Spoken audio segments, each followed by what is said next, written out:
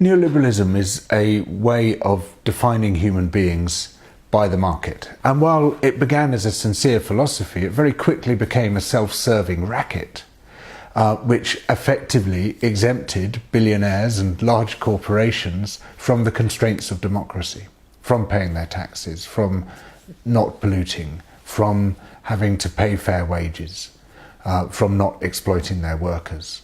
One of the things that neoliberalism wants to get out of the way is democracy. In some respects, it's been absolutely overt about that. Friedrich Hayek, in The Constitution of Liberty, saw democracy as an impediment to the freedom of the very rich. When he visited Chile under Pinochet, he said he would rather live in an economically liberal dictatorship than in a democracy without economic liberalism. Neoliberalism has provided the ideological framework that justifies the sweeping away of the power of people and its replacement with the power of money and the power of corporations, which is an organised form that money takes.